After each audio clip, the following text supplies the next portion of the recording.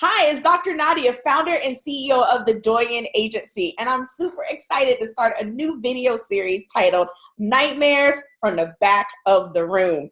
And over the next several videos, I'll be sharing some stories around things that I have been seeing or hearing about from the back of the room at different events that are designed to move people forward to make a buying decision, right? And that was one of the major premises or ideals around hosting said events.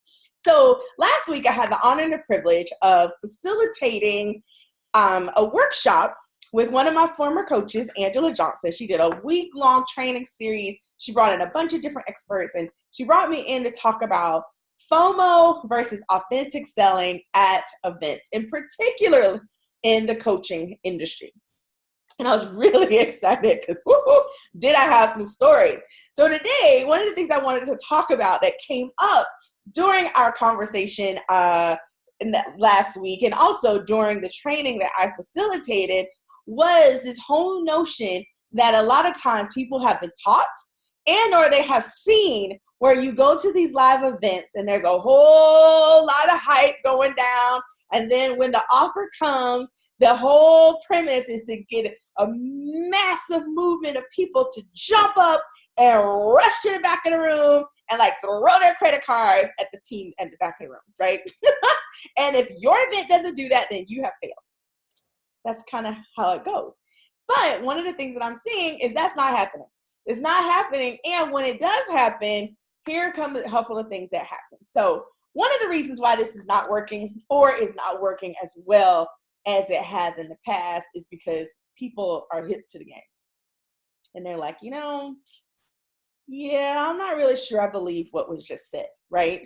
And one of the women that attended the training last week, she shared the story, and it's definitely something I have seen, where someone at the front of the room will state something, like we have 10 slots available, right? And 700 people go get in the line. And of course, I'm exaggerating that number, right?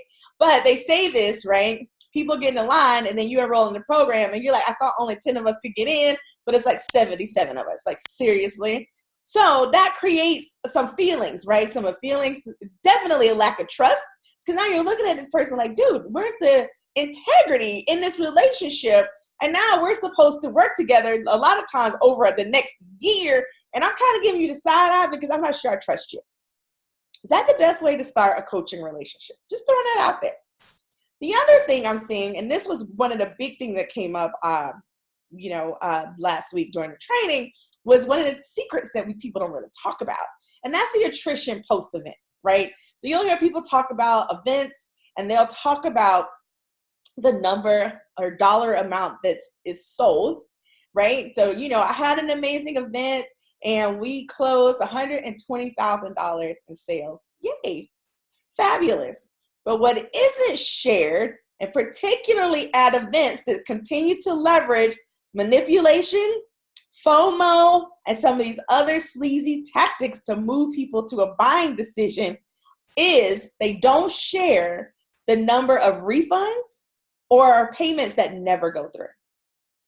So yeah, people get excited and they're in the moment and they're like, oh my gosh. And they may in that moment have that fear of missing out and they rush to the back of the room. But are they really your people? Is that really even for them? And then what happens when they don't follow through?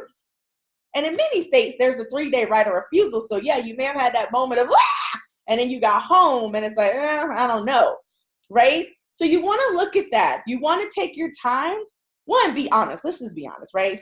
Be in integrity and in alignment with your values. Now, if that's your value system to leverage those types of tactics, then more power to you, right?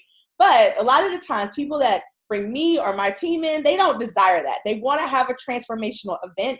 They definitely want to have a profitable event, but they want it to be in alignment with their values, with their brand, and they also want to enroll only the proper clients, only their ideal clients, only the best people, those people that are ready to move forward and are ideal for them, right? So you have to look at whether or not this will work. And that's one of the nightmares from the back of the room is, yeah, I made all this money on paper, in theory, But then, you know, going a couple months, sometimes not even a couple months, that's generous.